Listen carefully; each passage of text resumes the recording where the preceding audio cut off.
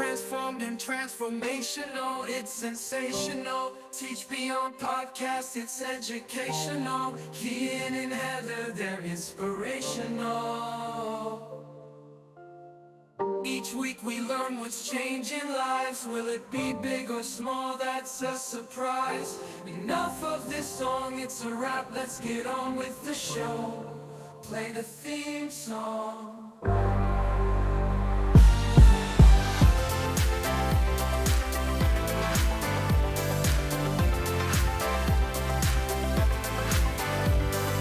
Welcome to Transforming Transformational, the Teach Beyond podcast. I'm Kian. And I'm Heather. We're here to explore what it means to be transformed in our own lives and how that overflows to living lives of transformational impact in our communities. Well, that was one way to introduce our topic for the day. That was a completely AI-generated song performed completely by some online AI service. I could not believe that when I first heard it. Pretty impressive. Yeah, today our topic is artificial intelligence, or AI. And besides music, like what you just heard, what immediately comes to my mind is the rise of ChatGPT in the past few years.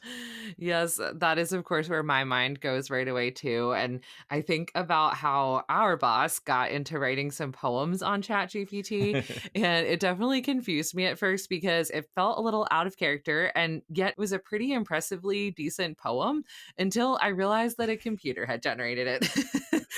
Yes, it really kind of is very confusing when you all of a sudden realize, oh, a computer created that. Yes. And I think the revolutionary aspect of these technologies hit me super hard when I started seeing AI art pieces of technology. And you could just feel a crisis of identity as these machines created amazing pieces of art in 10 seconds that would take me a super long time to be able to create.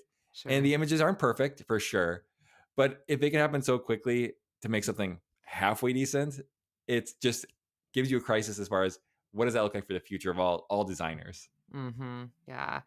I think my favorite application of AI has been using ChatGPT to brainstorm ideas and plan trips. And in both cases, I feel like it helps me to make sure I'm not missing anything, like to consider all the possibilities or to verify that what I've come up with actually does make sense. When you talk about planning trips, the ability for ChatGPT to help out with that reminds me of something else, another new piece of technology that blew my mind when it first came out. And that was Google Maps, or I guess really any GPS system that you could have a little device in your car that would give you turn-by-turn directions to almost anywhere in the world. Was crazy to me when it first started to exist, and is still crazy to me now. It's hard to remember a time back with MapQuest when you look up directions on the internet, Oh, print them yes. out, and then if you made the wrong turn at one point, you were out of luck. You had nowhere else to go.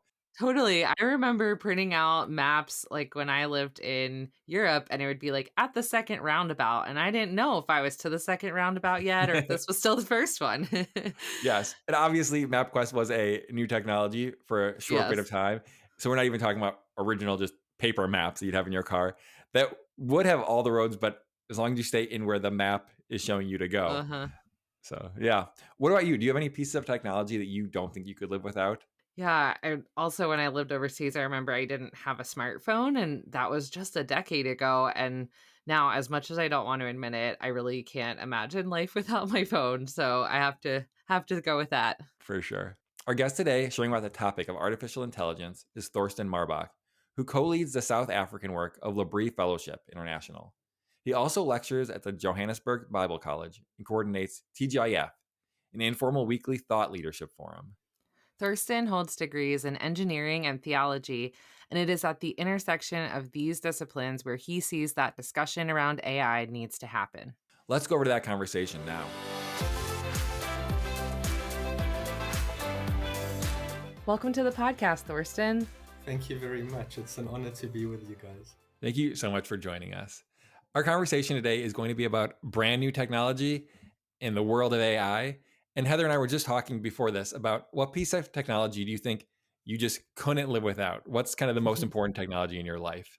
Okay, so I'm wondering where you guys went. I suppose the first place one's mind does tend to go is digital technology, right? But Yes. I'm wondering actually whether there's not something much more fundamental. So if you go all the way back to the wheel, it's old technology. I use it every day. My life would look very, very different if I didn't have the wheel. Or think of even electricity out of the socket in your home.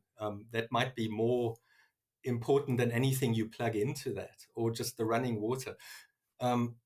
For me personally, I'm also uh, very much dependent on optical technology, so lenses and stuff. Mhm. So I had at a far too young an age a cataract operation, and now I have Mm. artificial lenses in my eye, and they have fully restored my eyesight, whereas without them I would probably be half blind by now. So I'm Wow. profoundly thankful for technologies like that. Yeah. Wow, that's great that you have that appreciation for things that aren't just digital technology. I think that's a great perspective to have. And it's really interesting to look back and see what has one thing has led to another over time, and we can appreciate that. Well, we're going to be honing in specifically on the topic of AI today. And as we're getting started, can you fill us in on how you became interested in this topic and maybe even when? I know a lot of people started tracking with this conversation in the last few years, but when did this kind of come into your areas of interest? From an engineering background, I suppose I would also always be nerd enough to be interested in stuff like that. I suppose I'm of the generation where I grew up with computers, so Mm, right from scratch to the complicated things that they're doing now. Um, I think what really caught my attention in terms of AI was a few years ago when DeepMind, which I think is now a Google subsidiary, came up with a chess program that totally wiped out not just it's not even capable of wiping out the best human being, but also the best computer program in chess, best chess engine at the time as well. Purely by that's the claim, purely by teaching it the rules of chess. So purely by telling it what a valid move is, not telling it what a good move is, and then basically saying, look, okay, here's just play a gazillion games against yourself and learn.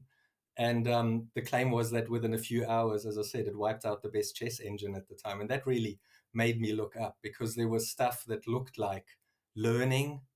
There was stuff that looked like creativity.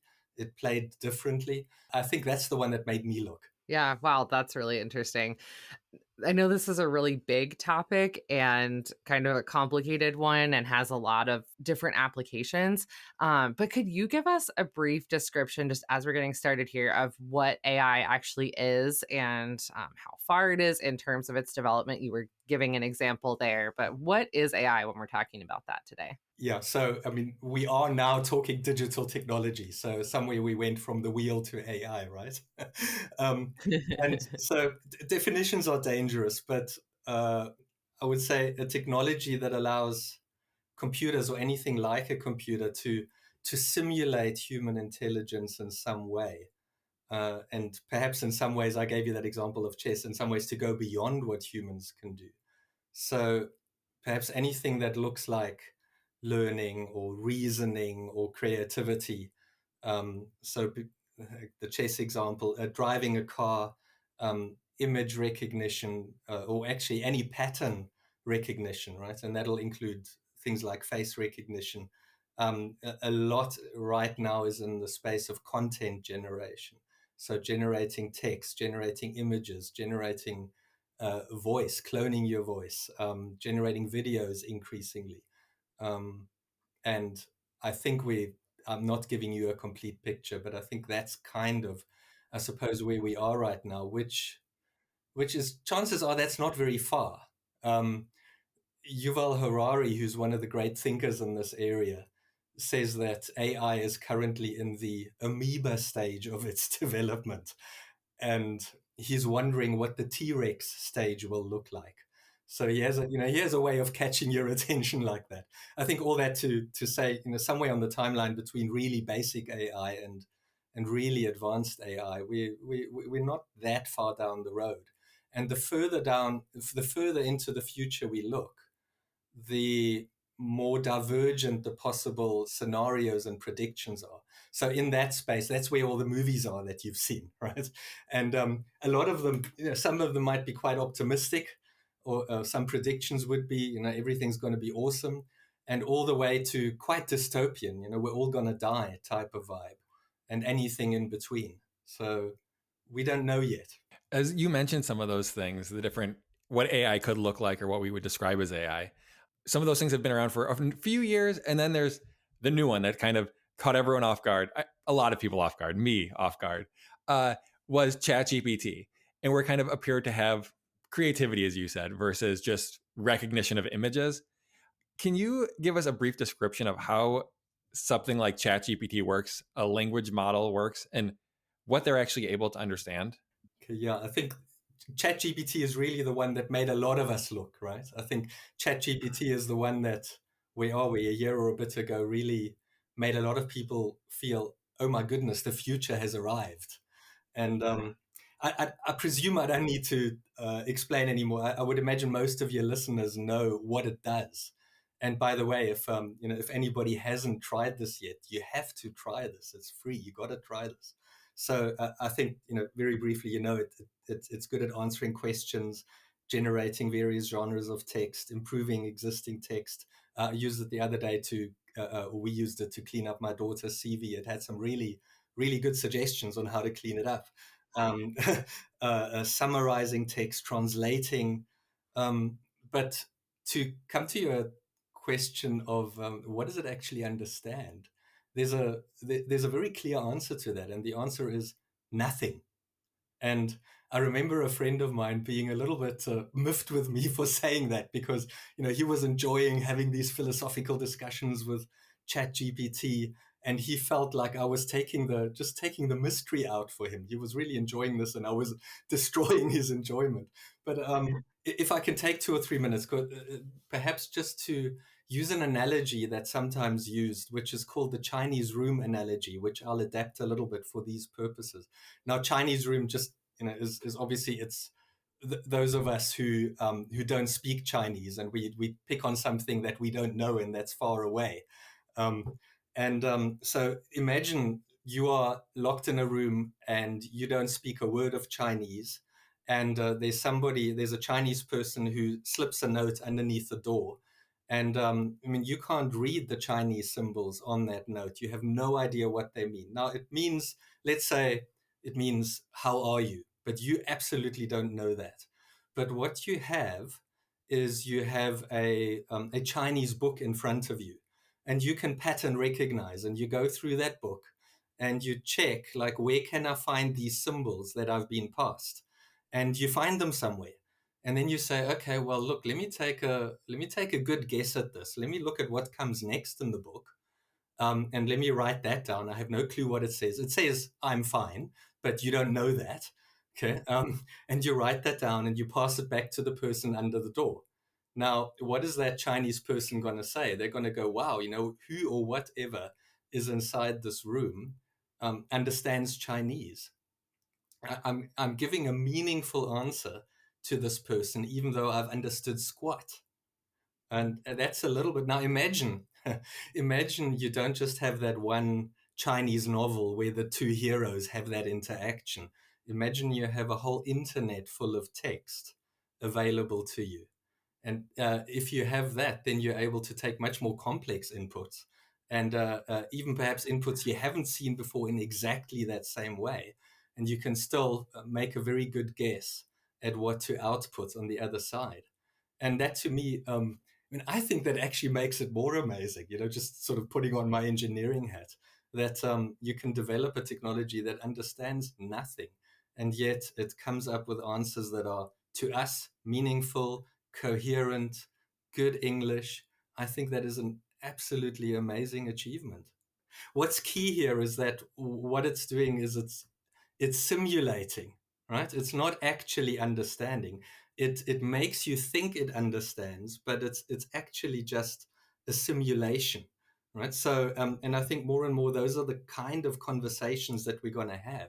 Is people are going to say, well, have already said yes, but this seems sentient, this seems conscious, and I think it'll be better and better at simulating emotions. I don't know, empathy, consciousness, etc. But it's a little bit like fake gold. The alchemists of old tried very hard to create gold. They never managed, but they created something that came very close in terms of looks like feels like, shines like. It was kind of like the real thing. And I think one of the conversations that's going to happen in the or have already started to happen is, well, isn't a simulation good enough? Okay, if it can simulate, isn't that close enough to the real thing that we go with it? That is so interesting. The simulating versus actually feeling and being sincere in their emotions, which once again, they don't have emotions. They're computers. So even as I say that, I'm giving myself away with how I perceive it. So even as you're describing this, it does immediately raise red flags and concerns. But also, as you said, there's kind of the utopian dream of what the world will look like with this being used, and then the dystopian version of it. We've seen there's been plenty of movies with both sides being shown. But let's start this conversation with what are the ways that this can benefit us and help us along? Yeah, it's actually a question, by the way, you can ask the large language models themselves. You can ask your chatbot, what's your what's the advantages of AI? It'll probably come up with things like, certainly in the whole space of healthcare, medical diagnostics, because remember, it's good at pattern recognition. Perhaps also development of new medication, or maybe even that thing you have on your wrist, able to recognize whether you're having a seizure. So some really important things. Also, I think with regard to safety, so whether that's driving a car safer than a human can ultimately, or fraud detection for the banks. We've talked about the chatbots, basically virtual assistants, right? Answering queries, doing translations, doing some of the boring tasks for us. So there's various ways, I think, and human agency can be assisted or perhaps even enhanced. Right. And then looking at maybe the flip side, the side of things that we might fear or even potential dangers. Can you fill us in on some of those things? We know we're not giving exhaustive lists here, but painting a picture. One could turn this into a big list. I think some of the ones that we more readily think of are, for example, AI bias. So think of your bank's decision on whether it's going to give you that loan. It's probably going to be an AI decision, and how did it make that decision, and are you happy with the way that it made it? So AI biases. I think deep fakes is something that we've now all had some exposure to, and increasingly without use of any special technology beyond what you have on your PC or your phone, you'll be able to make anyone say or do anything you want to. Deepfakes is basically you're seeing, well, probably a video of someone, probably a famous person, who is saying or doing something. They're saying it in their own voice, or they're performing any particular action, but it's not actually them. Right, so it's a created, an AI created, well, with the assistance of AI created imagery. Okay, and the point is now because you can make anybody say or do anything you want. You can see that we're entering into a difficult space. One of the one of the free things there's so many free things you can do on the net, right? So one of the things I played around with is I made the Mona Lisa sing the Bohemian Rhapsody. Okay. And then I showed that to my daughter, and she immediately was able to recognize the genre. She said, "Ah, yeah, old people humor." Whereas if you then have a video of the Ukrainian president telling his troops to give up and go home, now we're no longer in the entertainment genre, right? And so you can see how we're entering a space that's going to, we're already in a struggling with fake news, alternative facts, etc. That problem is just going to get more and more acute and profound and difficult to deal with. There are larger dangers, I think, as well, in terms of think of how the social media feeds, that's AI driven, how that's a sort of fairly well studied dynamic now of how it's polarizing us, okay, as nations, as the planet. There's huge privacy concerns if you think of surveillance capitalism or the surveillance state. Okay, so face recognition, cool thing, but it's or that my insurance is rewarding me for driving well, and it's recording all that stuff. But it also knows where I am at any given time. So it's all that sort of stuff. I think also anything around concerns around diminishing human agency. Okay, so a lot of the talk is about job losses, you know this, or actually just us abdicating our critical thinking. You could weaponize AI now, whether that's for warfare or just for manipulation and exploitation. So those are some important concerns, and there are some important players in this field, and some great minds, and these are not the crackpots. Okay, these are some really good people that are issuing some strong warnings about this. They even speak of an existential risk, and I think we do need to take them very seriously at that. As you describe all these things, it is scary, and it makes you kind of want to run for the hills, run kind of to just escape technology, escape the current world we live in.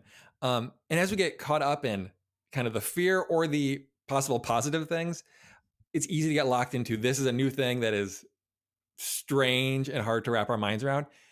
But I think also sometimes it's helpful to look back and say, oh, our humanity has gone through some of these big changes, these big revolutions in technology that have existed.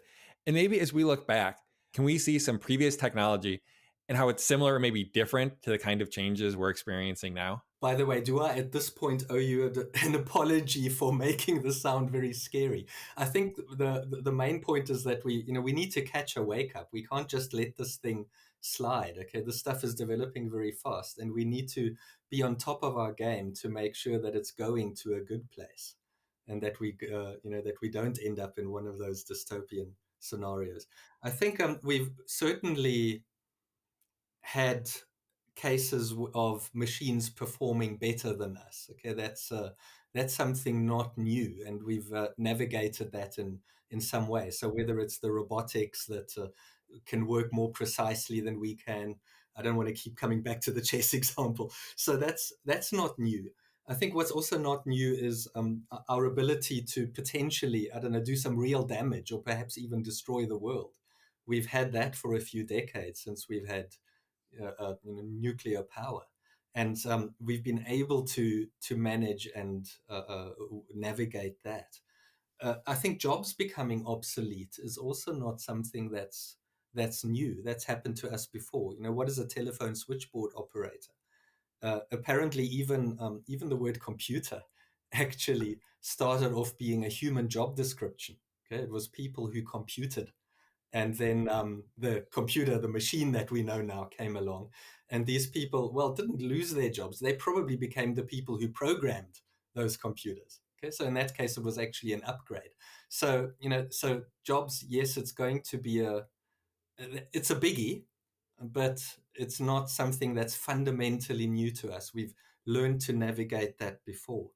I think some of the things that are new, though, is just the pace of this thing, the pace at which it gets developed, and also, of course, now what we're dealing with, and this is fundamentally new, is that AI can actually power its own development and evolution, right? So you're getting that exponential effect. So that's why we need to wake up quickly. Also, this idea that it can make decisions by itself, and perhaps decisions need to go into quotes because remember it's simulating decisions, but it's decisions, and it's in some cases also decisions about us. Think of that bank loan that I talked about earlier, and also that it seems to create new ideas. Yes, it's just swirling around existing stuff and putting it out in new ways, but it looks to us like new ideas, right? I think that is new. I think previous technologies were very good at disseminating existing ideas. So whether that was the printing press or the radio or the internet, but now here we have something that's creating, or at least seems to create new ideas. That's new, I think. Let's take a short break for a story from the field.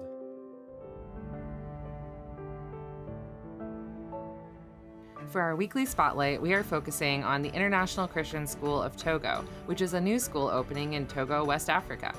To learn more, visit teachbeyond.org/go or click on the link in the show notes. As we're talking about this, all three of us are approaching this as believers and looking through a biblical worldview. So I'm wondering if you can share with us how you approach this topic, looking through that. How does having a biblical worldview help us to navigate this space? I think the key question that helps us in terms of how we should engage AI, that helps us discern, that helps us navigate, that helps us make good decisions about AI.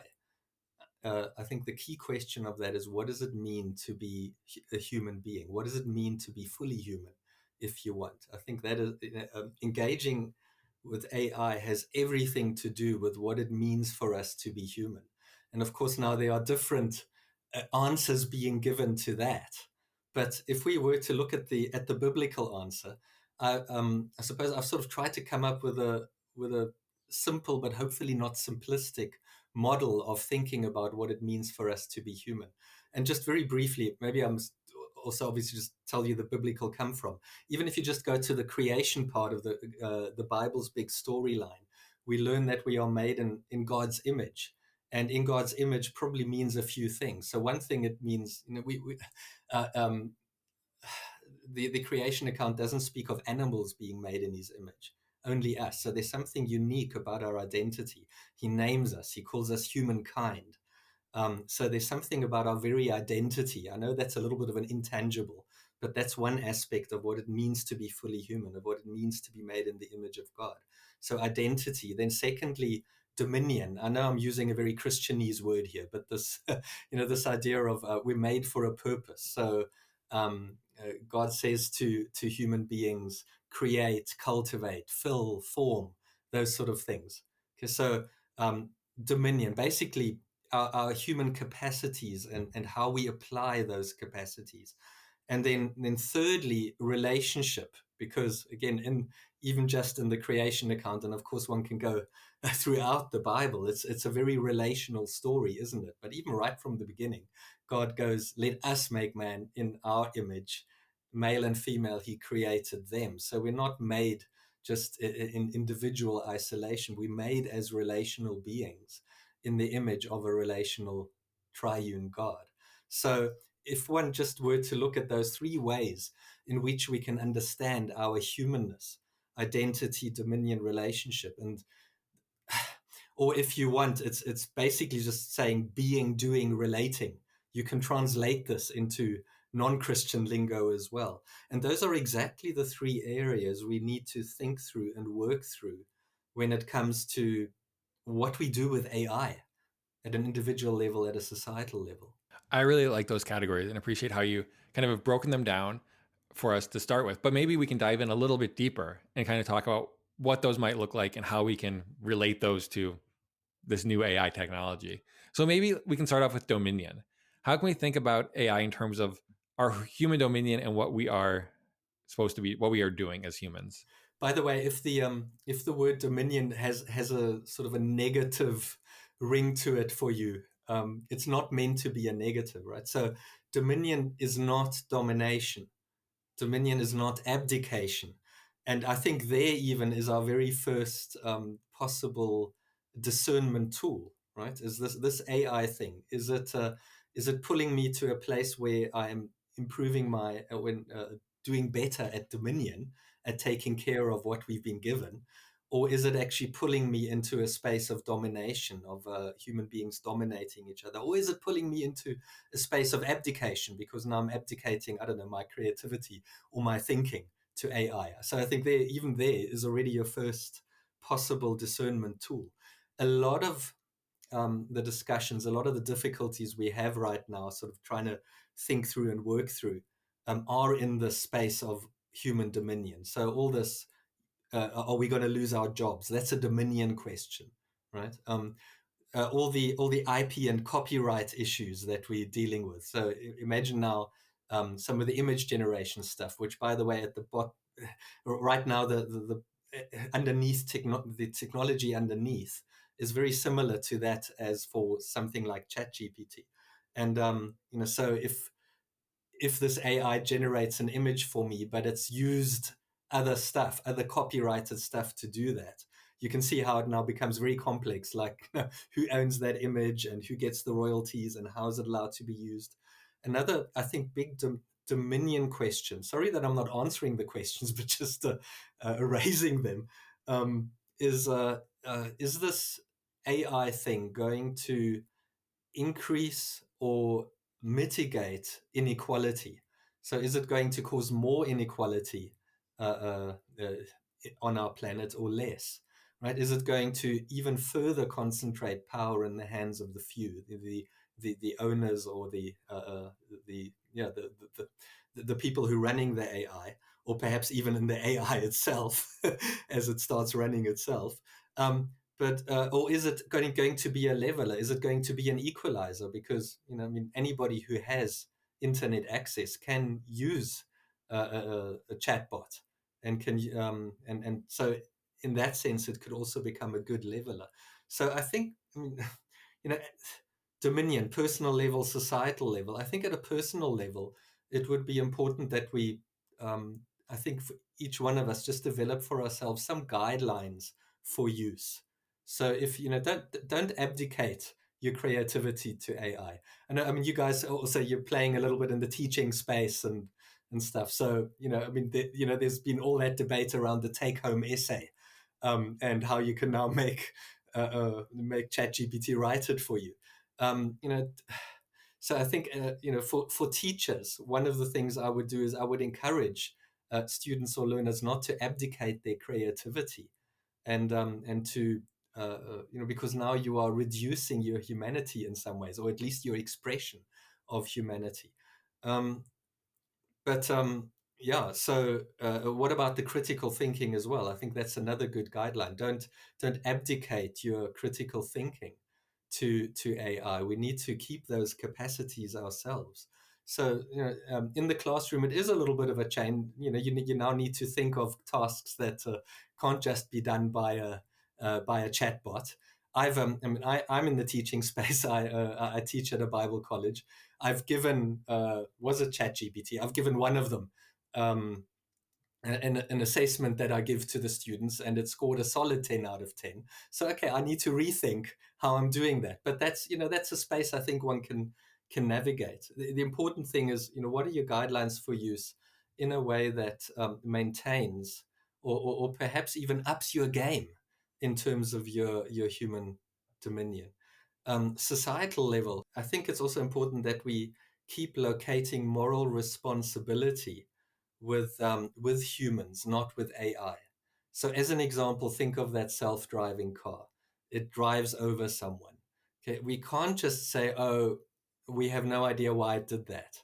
It's very, very important that we don't blame the technology, right? But that the responsibility remains with the human beings, either with the owners or the developers or whatever of that vehicle. And it should be possible for them to take that responsibility. It should be possible for them to then say, yes, it did some damage here, but a human being in that same situation would have done even more damage. And it should be totally possible for human beings to stand up for that. And it's important because remember, AI might simulate moral agency, but it doesn't have true moral agency. So it's hugely important that we keep that agency as a full human responsibility. And I think I appreciate that you are asking questions and not just giving answers. I'd actually be more concerned, Thorsten, if you had all the answers, because a lot of this is wrestling with this in each situation. But what great filters and questions to be thinking through. Let's go to the relationships factor. Can you talk to us about how AI might strengthen our relationships or break them down? How could a relational focus help us to discern how to use or maybe not to use AI? So again, I think where you're pointing is even just using what you just said, or the way you asked the question, as a discernment tool. Okay, so is this AI thing helping me? And we can be honest about this. Is it helping me relate in a better and deeper and wider way, or is it actually shutting down my relational capacities? When Jesus summarizes all the scripture available at the time, he goes, "Love God, love neighbor." He basically says it's all about relationship, our relationship with God, our relationship with each other. Now, AI doesn't change that. Okay, the game hasn't changed. That's still totally applicable. Right? AI still happens. It's not an AI world. It's still God's world, and so that doesn't change. And perhaps that is also a discernment tool for ourselves. Is this helping me love God or love neighbor more or less? So where AI starts, I don't know, perhaps emulating human relationship very well, but actually replacing that, and where we start feeling emotional attachments to things that aren't human. I'm wondering whether we're going into a good space. And they are even at a today level, there are scenarios actually. So think of that I don't know, that chat function you have with your bank or any service provider. I mean, increasingly you don't know whether on the other side you have a bot or a human being, and that'll become increasingly true even if you're having a voice interaction or perhaps even a video interaction. And now, if I don't know what's on the other side, what's that going to do for our relationships? Right. So I just did this again the other day. It's not the first time I've done it. I'm sure I was conversing with a human being, but I accused them of being a bot because I said, look, you're not engaging with my issue. A human being would engage my issue. You're not engaging it. You must be a bot. Can you see what I'm doing there?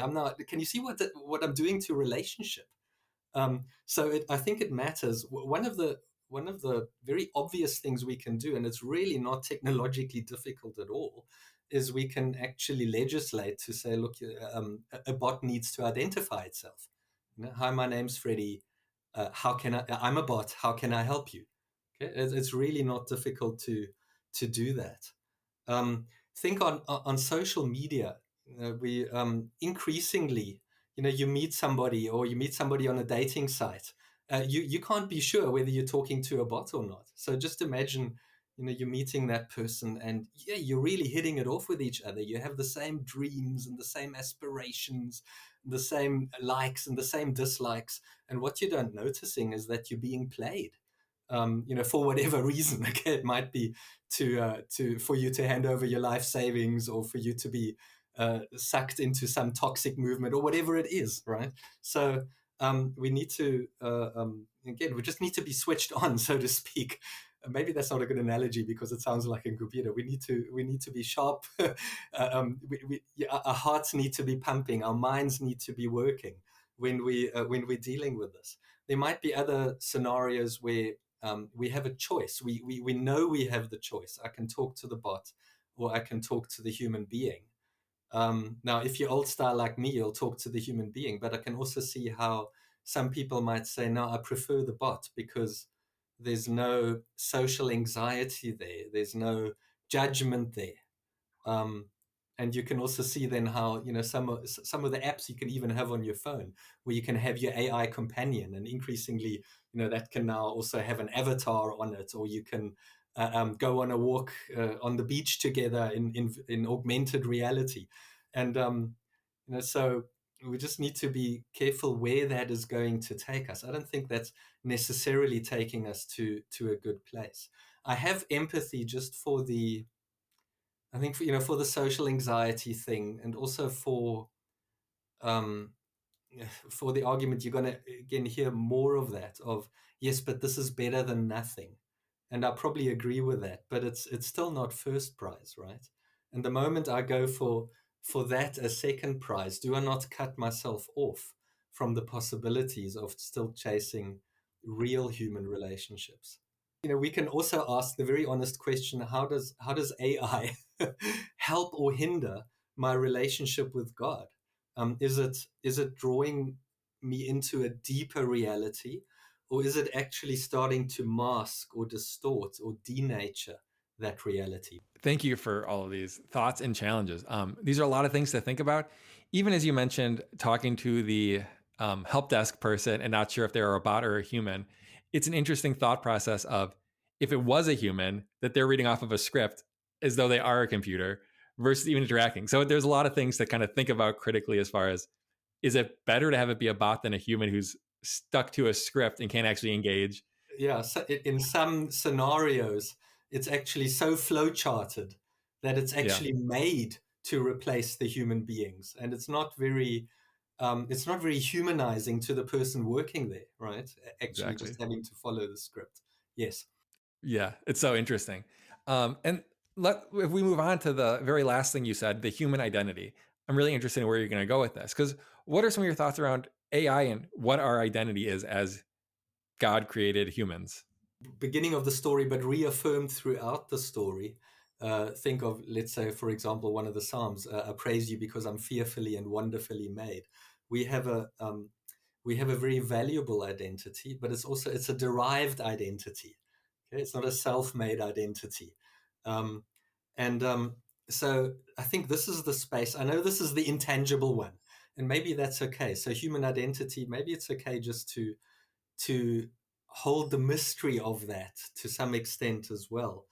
And there will be very different stories and very different explanations about what it means to be a human being. And I think one of our key roles as Christians would be to challenge and to perhaps give an alternative to some of the more reductionistic understandings of what it means to be a human being, because there will be discussions around wait, aren't we just biological large language models? Okay, so we're going to have a lot of whenever we say we are no more than or nothing but, then you're going to get to a reductionistic explanation. Okay, we are nothing but organized mud is you can see how that's very, very reductionistic. So I think what we need to have here, and perhaps that is something where, as Christians, we can really have a very, I don't know, a very positive impact on our surrounds, is just with a very robust sense of our identity. It's going to be very important that we don't just come up with a function based or packaging based definition of what it means to be human. So what I mean is, a function based is just if we define our humanity in terms of what we can do, because you can see the problem with that, right? If we say only a human being can, I don't know, drive a car, well, or only a human being can compose music, well, more and more that's going to be true for AI, and and we will also always be able to not only find an AI that does this better than us, but we will find some human beings who, for whatever reason, aren't able to do this or to do this well. Does that make them less human? Okay, so you can see it's very, very important that we really think through very carefully what human identity is, and that it's not just linked to function, and also that it's not just linked to packaging. So sounds like, feels like, talks like, walks like, speaks like, because that can be simulated. And so maybe even one of this is maybe not a big thing, but it's potentially a profound thing, even just in the way we use language in terms of our identity. We need to have some word in which we really hold on to what makes us unique as human beings. So in Christian circles, maybe we can talk about image of God.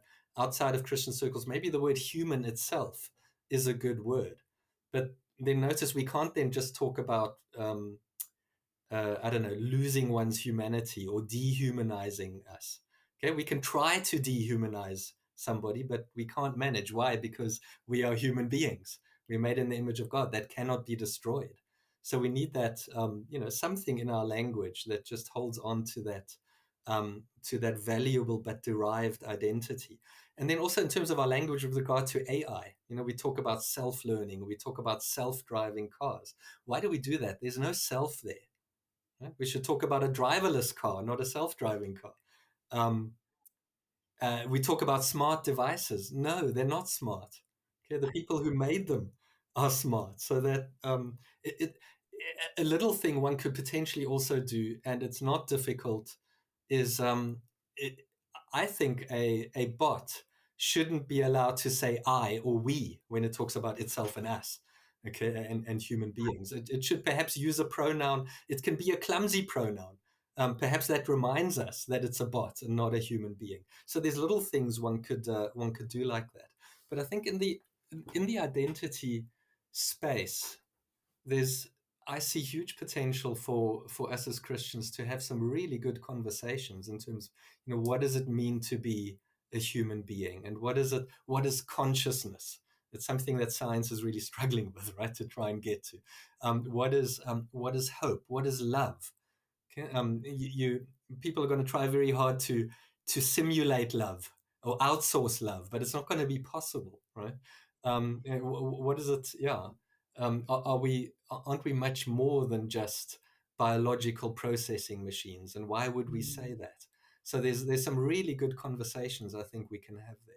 Well, I have a feeling that this question might be hard to kind of summarize all of this, but as we're coming to the end of this conversation, I'm wondering, Thorsten, would you say, okay, we enthusiastically embrace AI. I think Kian used the phrase, we run for the hills, we kind of resist it. Or yeah, what would you say our posture could be as followers of Jesus and as humans? Yeah, so is there a way we can, not just do an average of those two, but Yeah. that we're able to, in some ways, I don't know, rise above those responses, basically fight flight type of responses. The word we often use is engagement, right? So is there a way that we can, I suppose what I've been trying to excite us for is keep, and perhaps even work hard at our creative thinking, at our critical thinking.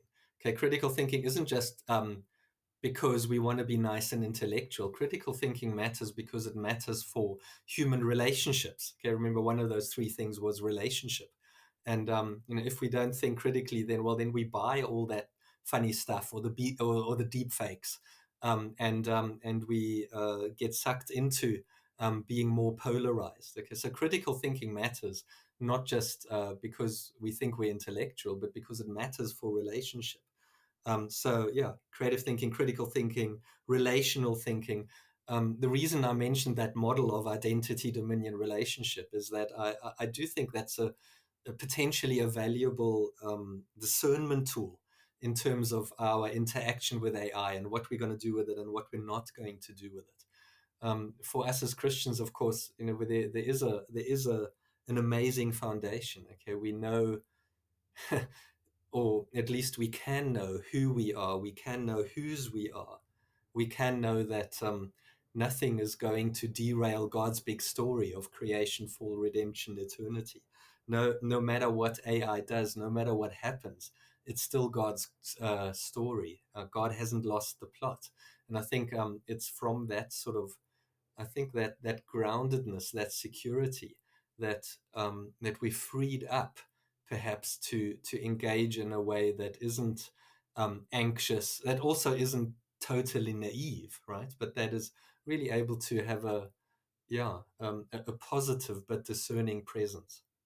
How does that sound? That sounds great. And I really appreciate the fact that the answer to what our posture should be towards AI is embracing our humanity and being discerning and critically thinking about it, and not a all or nothing kind of answer. It's engage with that as a human, as a God created person. And that's the way we should engage with it. So thank you so much. There's obviously so much more we could talk about, and so many more things to talk about as time goes on and this technology keeps changing and the impact it has on our world keeps changing. But we'll let you go for now with one final question. And that's what we ask all of our guests at the very end of, what is one thing that's changing your life right now? I know this is a big question. And I'll this go whole first. episode has basically been things that are changing our lives, I guess. But Yes. I'll go first. So you have a little bit of time to think about it. And then Heather will go, and then you can go last. So the thing that's changing my life, kind of appropriate for this episode or not, is a new web browser I've been trying to use, and it's called an Arc browser, and it's been just kind of fun. It's like Chrome, but a little bit different, and it's been something to just kind of play with and toy around with. So it's new technology that I'm testing out, I guess. So it's been changing my life this past week. Nice, nice. Simple as it is, I got a new duster recently, and it sort of dawned on me that the things that I don't like doing in terms of chores and cleaning are usually because I just don't have the right tools or supplies related to that. And it's just a simple change to get like a $2 duster and then to be able to do that task a little more easily. So that's been changing my life in the simplest way lately. What about you, Thorsten? What has been changing your life lately? You guys get to do this every week, right? You have to Every find a week, yes. life-changing thing every week. My I hat mean, that's why I said a duster, Thorsten. Yes. So, you know. Given that I have one shot, I was thinking, because it just dawned on me again. So one of the things I do is I coordinate a weekly forum. It's basically, in some ways, it's what you guys are doing, just an entry level version of it. Okay, where we get people in a room and we have an interesting speaker on an interesting topic, and it is embodied. We physically get together. It's called TGIF, and one thing that really struck me is that as one does this over time, is that one gets to meet some really really interesting people, and Mhm. some people who really just asking, look, how can I make myself useful in this context that I've been placed in. And we're in South Africa. It's a country that in some ways is struggling, and just people trying to work out in very creative ways. How do I be a little bit more of the solution than I am a part of the problem? And then also noticing how time and again, so often, it turns out that it's out of a Christian conviction that the people do what they are doing. So it's basically it's different ways that people are trying to work out this love God, love neighbor thing, and it's just a very encouraging thing to do and challenging thing to do week after Mm. week. But I think you have a very similar experience with what you're doing with this podcast. That's a great connection because it is the element of learning from and learning with. We just really appreciate being able to learn from you today, Thorsten. So thanks for joining us. Thanks for sharing, for giving us a lot to think about. And yeah, we appreciate it. Well, Heather, Kian, thank you very much. It's been great to be with you guys. Thank you. I couldn't help but think of some of the words of the year that I've shared in the past as we were having this conversation. My word of the year from last year being human, and then 2 years ago was the phrase hold both. And both of those seem to apply here. We're humans created in God's image, and we also hold the tension between things that are positive and negative, potentially beneficial and potentially dangerous about AI. Yeah, this was such an interesting conversation. So many interesting questions were raised. And I love these conversations about how to engage the world thoughtfully and really Mhm. holding these different things in tension. Kian and I serve with an organization called Teach Beyond. Education plays a big role in missions, and Teach Beyond is a part of that. As followers of Jesus, Teach Man is a global community providing transformational education services as part of God's ongoing mission to transform individuals and communities into all he intends. Want to learn more and get involved? Visit teachbeyond.org or follow us on social media. To help more people find the podcast and hear about Teach Beyond, we'd love it if you would leave a rating or review and share the show with a friend. Be sure you're subscribed or following the show on the platform where you listen so you never miss an episode. And as always, you can reach us at podcast@teachbeyond.org. We'll see you next week.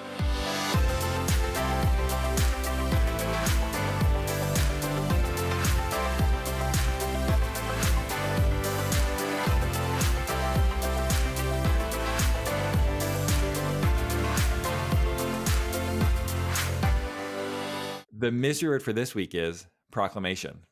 Transformed and transformational, it's sensational. Teach Beyond podcast, it's educational. Kian and Heather, they're inspirational. Each week we learn what's changing lives. Will it be big or small?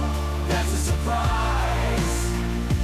It's a wrap, let's get on with the show.